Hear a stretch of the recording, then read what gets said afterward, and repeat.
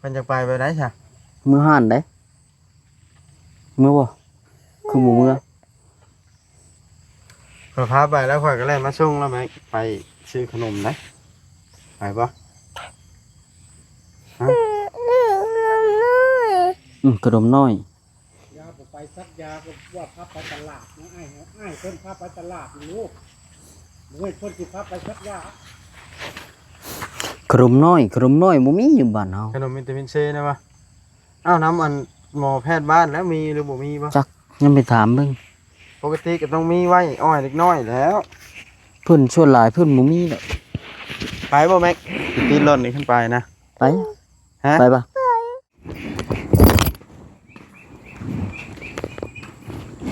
มาเลยตาเพื่อนยาสาย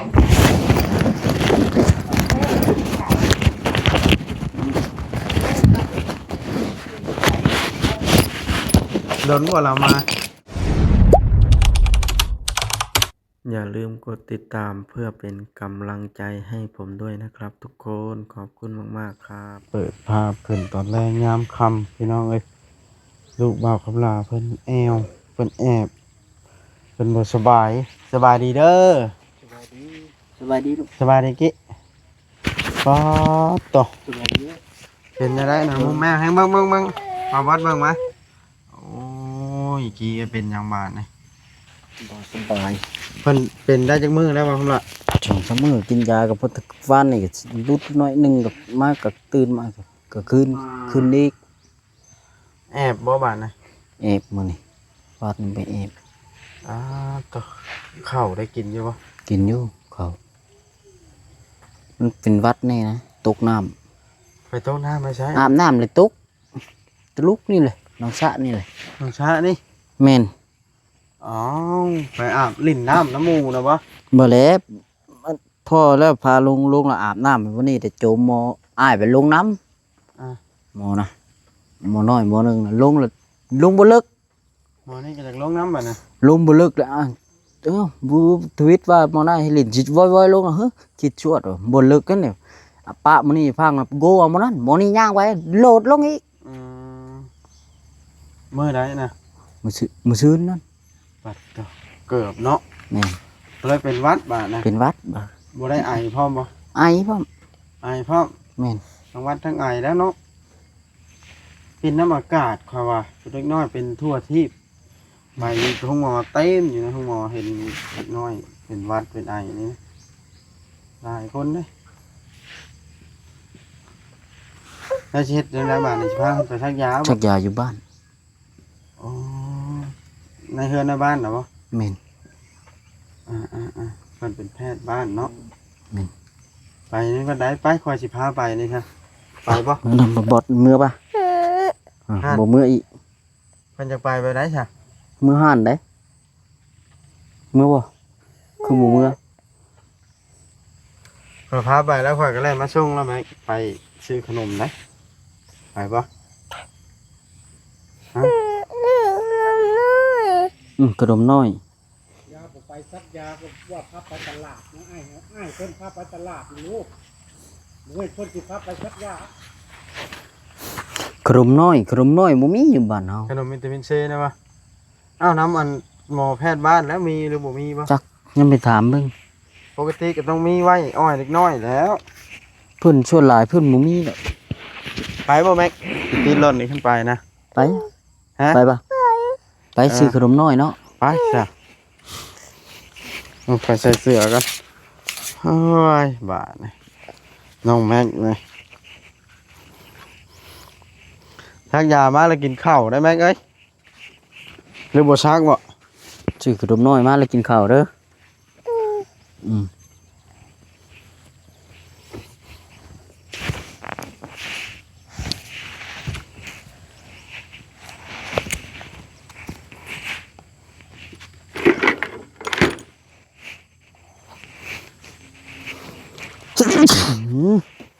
พ่อก็เป็นวัดคือกันพ่อแข่งคนเฮ็ดเวียกบ่ฮะพุ่นหากระเช้าหากระยานพุ่นเช้าคนหากระเช้าแม่นนั่นแหละแข่งคนเฮ็ดเวียกยุนี่จนเต็มอย่าให้มันเร็วไว้นะ พาออกไปซ้าย เอาไว้ อันนั้นซ่อนขึ้นเต็มมือได้แค่2ห้องนี่ วันนี้เช้านี้ เออ ก็เฮ็ดเฮ็ดเฮ็ดจะคนนี่ 3 ภายแน่นะ ไอ้กึ้นแล้วก็อีพ่อ โอ้ไอ้เกินเพิ่นก็มาช่วยน้ แม่น ำโอ้ขุดโพนนี่พอบ่โพนนี่ พอเหลืออีก มาขุดไผจะขุดหย่อยางนี่สิก้นออกบ่ ก้นออกเลย เออ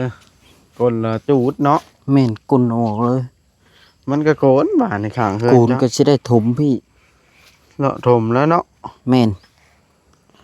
ตกมาน้ำเต็มแล้วนี่ถ้าเบิ่งเด้อมันผลลิ้นเดือนเก้าเต็มหมดเลยแล้วนี่ สิเอานั่นออกมาแล้วก็เลาะถมสิเอาออกนะ3โตวนี่ สิเอาออกเบิด เอาออกมันกรีด คือบ่ไว้มันตายแล้วจูดเอา บ่ตายง่ายได้นี่ว่าจักปีนี่ตั้งแต่ข่อยเมื่อบ้านเมียผู้บักกุกนี่ ยังบ่ตายเลย แม่นน่ะหาก็ครึ่งเดือนนึง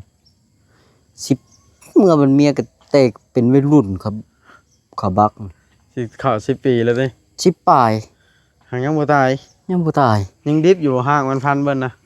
ยังดิบอยู่น่ะ เออ 10ปลายปีเลยสิเข้า20ปีเลยพอแต่คือน่ะ อืมเอ้า บดได้ หมดนี่โอ้โตหินได้มาวานนี่บ่นี่ แม่น อ๋อกินข้าวใส่จักเทื่อแล้ว เดี๋ยวสองมือเลย ลองแล้วเนาะ ลองล่ะ คักแล้วบาดนี่ เดี๋ยว คนน้อยบ่ได้อาบน้ำแล้วมุมแมวแห้งนี่เบิ่งนี่ เป็นวัด เพิ่นละสีใส่แก้มเพิ่น แม่น เออ วัดน้ำตอนแรกนี่ยังไม่อาบ อันไปหาหมอมาก่อนจึงอาบเนาะบ่แม่น จึกกระดุมน้อยเนาะ หมู่เพิ่นได้บ่ได้ไข่บ่ ไม่เคย ไข่แต่เพิ่น เห็นแต่เพิ่น อ้ายสร้างเป็นแท้บาดนี่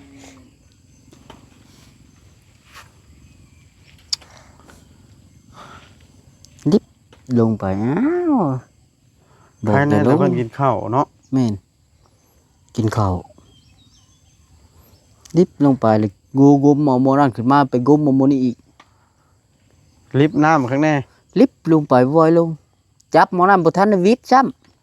ปีนมาอีก ำจับโมนี่โต อืมมันอันนั้น ดึงโมนั่นขึ้น มัน วิท เด็ ย์ ก บนตึกเลิกเลยกะ มันเด็ก เอา น้ โม อย นี่ มันเด็กน้อยเนาะ แม่น ให้จากแนวเฮ็ด อุ้มอยู่ตะพังข้างแล้วเลยได้หมอนี่ว่าสิย่างขึ้นว่ามันตื้นว่าสิย่างขึ้นภาคนั้นมันลิบลงตะลุก หมอนี่เพิ่นอันนั้นน้ ปลาลงตะลุกบดไปโกไปเอาหมอนั่นนึกว่าพอลงอาบน้ำบ่ลงอีก ำไปหอดเทือนแพทย์จังท่ายพี่น้องเลยขึ้น ไม่ได้จ้ะอย่ามันตก นะใส่อันนั้นไว้ แป้งงาม ไปพี่น้องไปบ้านนะทำไมใส่ถุงไว้ก่อนขึ้นรถพาน้องแม็กเข้าไปหอดบ้านจากสิท่ายให้เบิ่งอีกพี่น้องตอนนี้กำลังสิขี่รถก่อน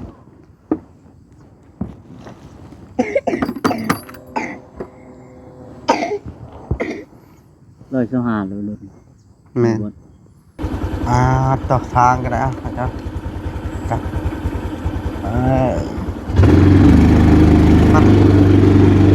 ทางกันเนาะบอกละแต่นี่ละรถบ่าวซิดบ่าวแซ่จะเข้ามาบ่ได้เนาะ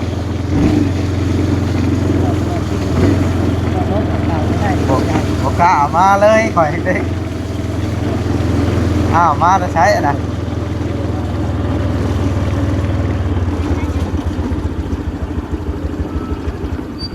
มาจะใช้นอกมันเลย เอ้ยพาลูกไปผูกแขนน้ำยาปูเพิ่น อ๋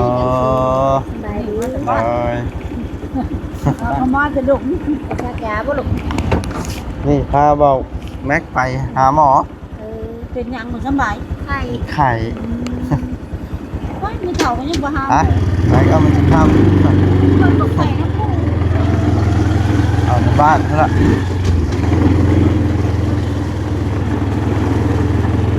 ท างกัน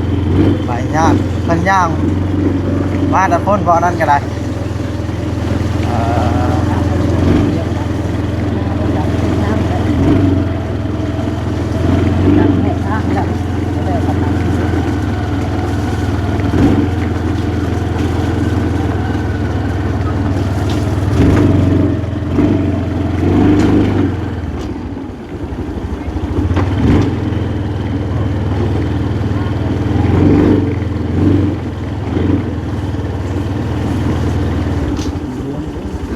นี่บ่อยู่แล้วเคยเห็นรถเพิ่นจักแน่บ่นี่สะนั่งนี่เท่านั้น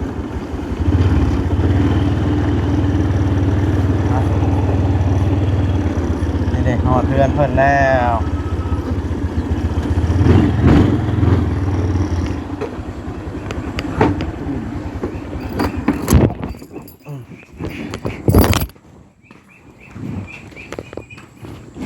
มาดิ ตาเพื่อนยาใส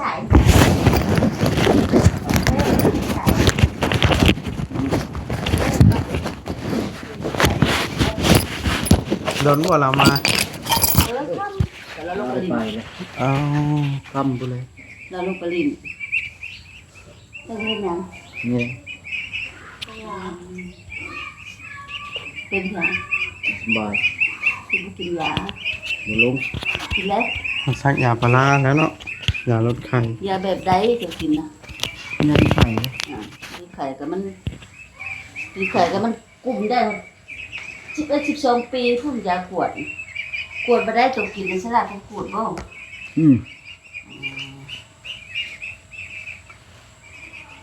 อุ้มลงไปน้ำน้องพี่ รถไปฮอดบ่ ฮอดดอกเลย ไก่นึง ไก่นึง ทางลูกหอด เป็นยายฉาย ทางกระจอกออกมาหน่อยเลย ทางเจ้ากายมา กูจักบ่ กูจักดอก ไปน้ำ แล้วนั่นเลยจะใบ อือ อันนี้ เพิ่นสนใจทางก็ไปน้ำแล้ว ทางเขาถึงรถเลิก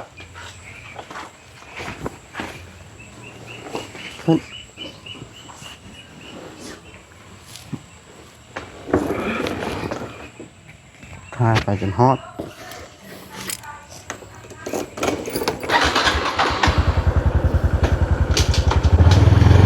โอ้บ่เพื่อนเพิ่นโอ้ไป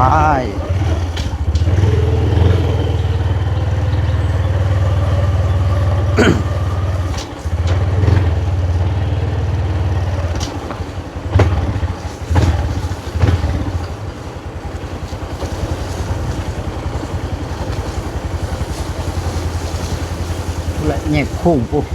โอ้คนนะ แม่ นี่เฮือนมาแถวคำจันทน์อันนี้ แม่ หลังนี่เนาะ แม่ เวลาขี่รถหรือลาย่าง ไปทีมเว้ยเพื่อนเขาตั้งผิด แต่พี่เนาะ มันทางยากได้ มาโทรศัพท์สิใส่ถุงไว้เลยคำว่าคำหลังย่างไปน้ำพี่น้องเอ้ยโอ้ ทานน้ำบ่ ฮะ ทานบ่ ไปหาน้ำตามมานั่นกันแพทย์พี่น้องเอ้ยทางบ้านเอาไปประมาณนี้แหละโบ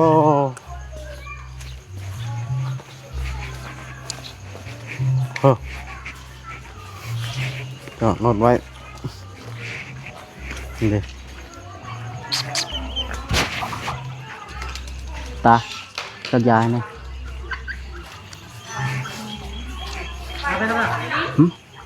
เดี๋ยวหาตาแล้ว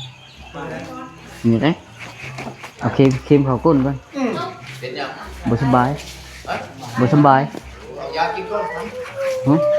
บ่ลง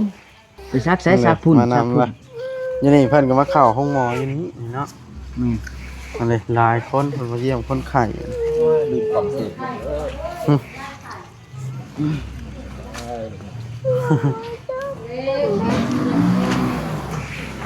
บัดทกเขาลุยละบ่หาเปื้อนไหนเนาะภายนั่นแหละภายในบ้านเพิ่นนั้นถือเกือบบูท ชักใช้บุไปเอากระดมน้อยมานำหมอบุกระดมน้อย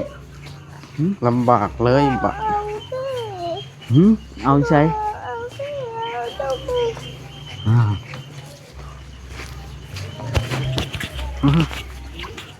ไม่บอกว่ายิน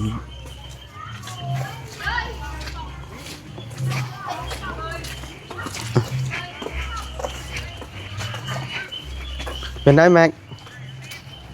เห็นแพทย์แล้วหายแล้วบ่ ดูไปนอกคุณได้ เพิ่นว่าได้ แม่นแต่ยังนอกครับนี่สักพ่อบ่ได้สักลูก มาฮอดแล้วเราไอ้บ้านนะไปตามหมอแพทย์มากินนี่น้องแม็กหายเลยบ่อยากซักยา ชักอันนี้บ่ชักพ่อเนาะชักพ่อ ซักพอเพิ่นได้ ชักพ่อ ชักเป็นตัว เข็มห้านี่เด้อชักพ่อชักเลิศ ซักเห็นยังน้องแม็กคนหันอยู่เนาะ ไปพุ่นก็ได้จังไปสักพ่อได้บ่ คนแข็งแรงอยู่ไผสิไปซักแต่พ่อแล้ว ไม่ได้เดี๋ยวมันเบิ่งในน้องเบิ่งตัว มาได้น้องเบิ่งน้องเบิ่งนี่น้องเบิ่งโอ้ยเปิดสิย่างมาแพทย์ก็ได้บ่มีรถซ้ำ โอ้อุตส่าห์รถโอ้คักคือกันเอาไม้อันนี้เฮ็ดกันเนาะแจ็บ จะบ่ดบถึกเลขเลยย่าเอ้ย ฮะ พอได้รู้จักที่เขาเอาดบถึกเลขโอ้ยถึกเลข เบิ่งก็เบิ่งเต้เต้ เบิ่งก็เบิ่งได้บ่เคยเห็น เต้บ่ลูก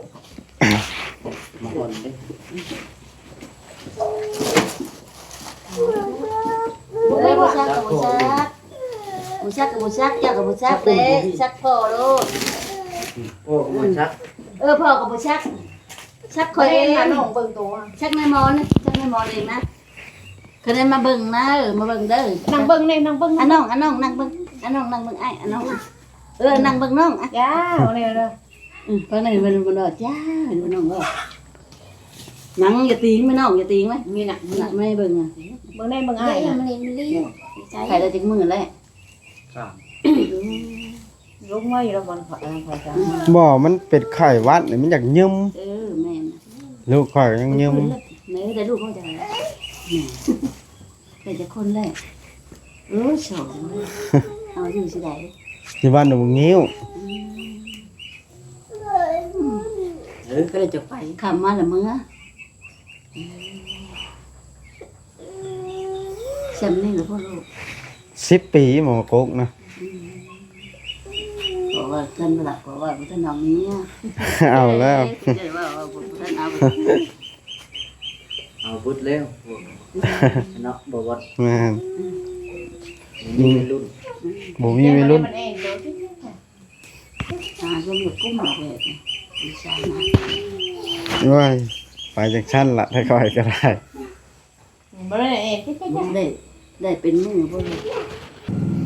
กินดมยางหกนี่ ก็พอมันมะลิดกปอง ออกมาเนาะน้อยนึงเนาะ เด้สะเพิ่นออกมาแล้วเอาพี่น้องไอ้สิขอหยุดกล้องไว้ก่อนเด้อบาดนี้สิซักยาเล็กน้อยก่อน ไว้ชักนี่เออหนีบลงหนีบลงหนีบล ก ง วด ตี ก่อน ตี เก๊ก หมูตีน้ำแตกน้ำแตกนะ นี่ แต่เด้จะ ตีอยู่ตีอยู่บุกพอบ่ชักพอ ไปย่างมารถพี่เมื่อ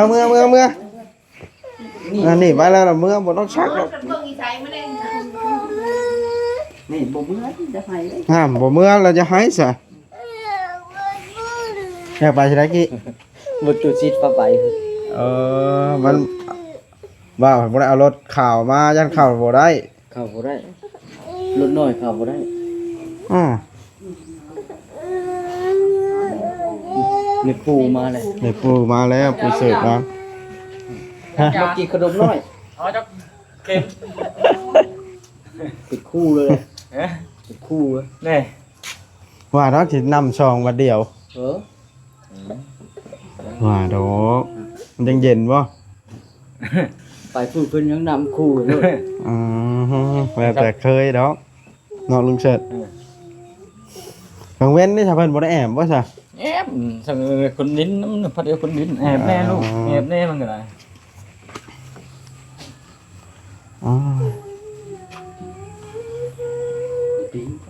จริงđấy อย่ามาหลอดเพิ่นเนาะเป็นคนอีก ตีมันระเบิดด้วยได้ตี ตีมันระเบิดสิเป็นระวังเด้อ แอบบ่อยู่แล้วคันได้แอบ mà không บางคำหนึ่ง เจ็บจ้ะเจ็บอยู่นี่ อย่าดีแห้งแล้วเจ็บ มึงก็หนีเอาเองมึงก็หนีเอาเองมึงอย่าไปป้าได้เนาะ มานั่งอยู่มานั่งอยู่มานั่งอยู่กูมันใช้คนที่ใส่มาสิใช้คนที่ใส่ มึงเชิญย่างออกมา ถูกไหม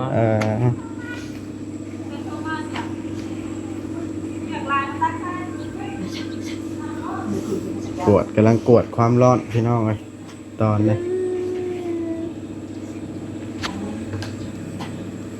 โอ้ วัด มันอันลิ่นน้ำเนาะลิ่นน้ำฝน หมุดเป็นวัดแล้วเป็นเด็กหน่อย โอ้ น้ำในหนอง มันลิบดังเนาะ วัด แม่นชะมักน้ำนะมาจะเป็นวัด หมอนะถ้าเดียวลิฟลงคั่วหมอนั่นขึ้นไปโยกหมอนั่นก็ลิฟพอกันลง อ่า บ่ทันได้ปะหมอนั่นโกกมหมอนี่ขึ้นอีกขึ้นวัดไปแล้วจองประกาศบึกใจบางคนหิวใจหิวหัว ระวังเขาไปลิ่นเองเด้อคันแบบนั้นเนาะนังเถื่อผมผู้ใหญ่เผลอบ่ได้แนมนี่เบิ่งเอาได้ น้ำในหนองนั่นมันอยากเลิกเลยเดียว น้ำนองเนี่ยมันเลิกปานนะเด็กน้อยกับน้ำมันหมักได้เลยหนองทิศดาวท่านนั่นแหละวะ เมียน ฮะโอ้อันตราย